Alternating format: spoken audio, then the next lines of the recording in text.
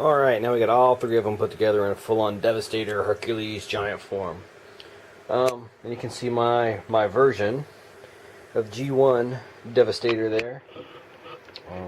Sporting all of his mismatched parts. Which is kind of cool. You know, he used kind of like the Frankenstein, right? Of the Transformers.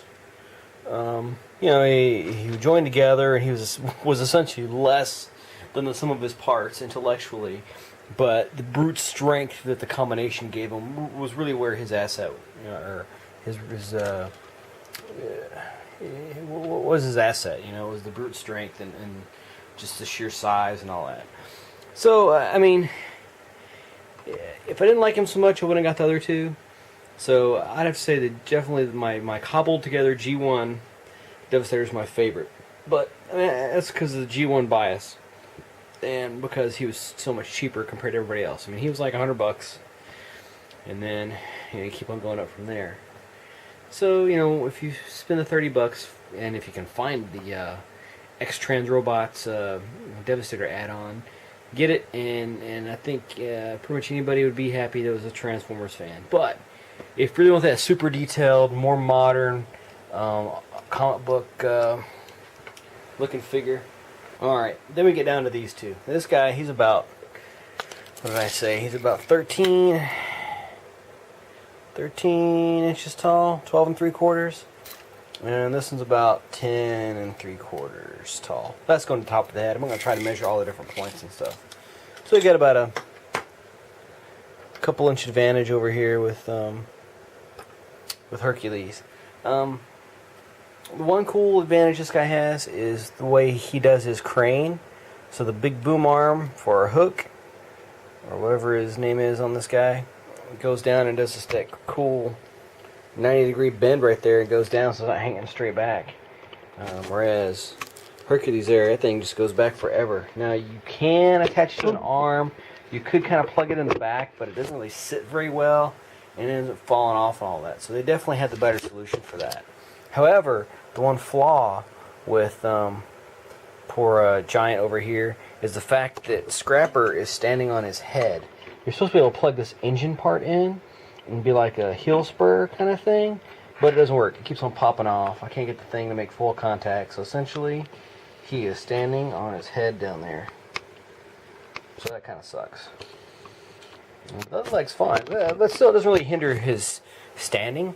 It just sucks to know that he's standing on the robot's head. So if I had a rough surface that he was standing on, and he would, you know, he'd be jacking up the other guy. Yeah, they got about the same amount of articulation. I haven't gone through and tried to do everything. They're about equal as far as articulation goes. I think his waist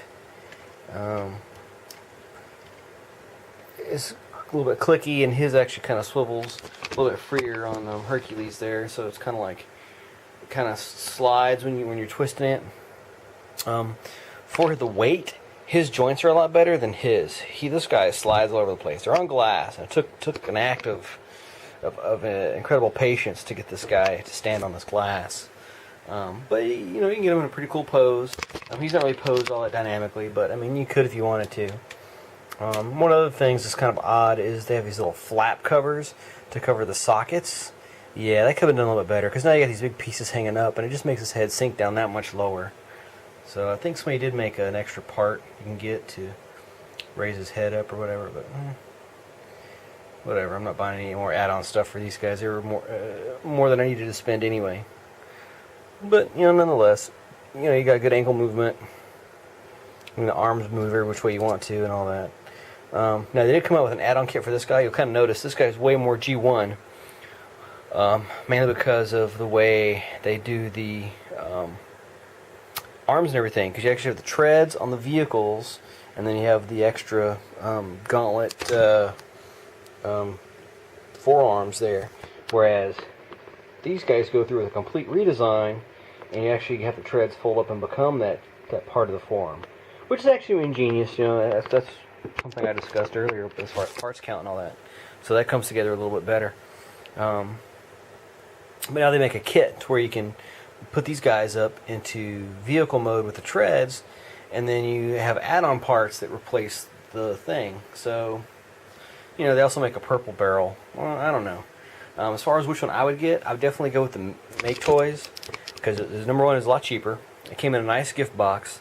The detail's crisper. I think the vehicles look more legitimate as vehicles. I like the robot modes overall better. It does have a couple of flaws. It's a little more fiddly. I think the transformations are a little more complicated.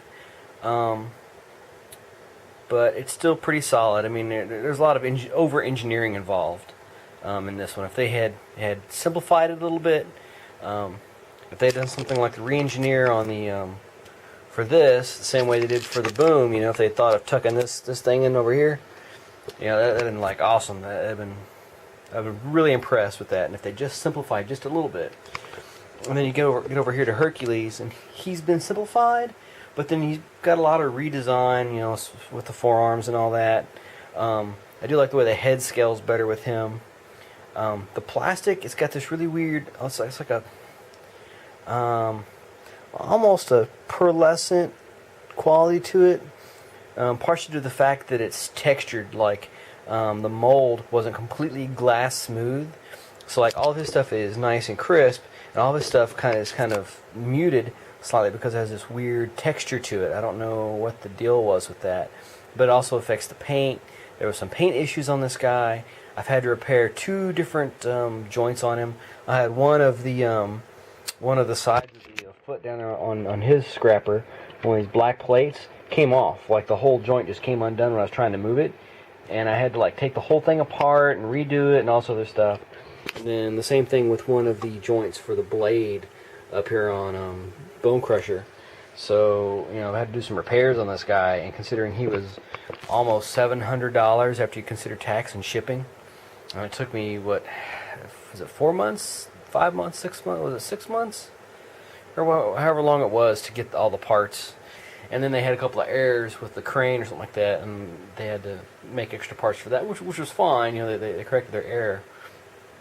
But unless you're just a fan of the extra couple of inches, if you're just a fan of the overall look, you're not going for a, I don't know, he's more of a, not so much classics as he is a, I don't know, just a more modern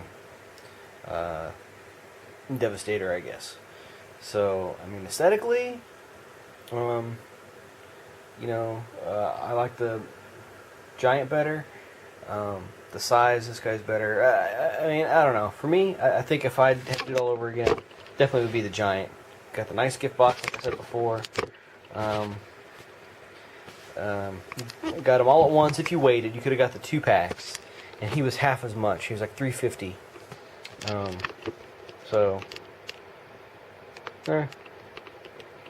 but you know, not too bad. I mean, I did get in both, and all 3 if you count the original. I mean, the only other G1 colored Devastators out there was the Toys R Us version of the Legacy Devastator from the Transformers 2 movie, which I had that, but I ended up selling it because it was going for like $100 on eBay, and I was like, I'm selling that sucker. But it was a cool little Transformer. It was on par with the G1, so it was a fun little Transformer. So there you go. That's what I think about these 2 guys. Overpriced? Definitely. Do you need one of them in your collection? Yeah, and if you do need one, I'd go with this guy. That is if you don't want just a G1 Devastator. So there you go. Wrapping these guys up. Devastator decombined. Oh yeah.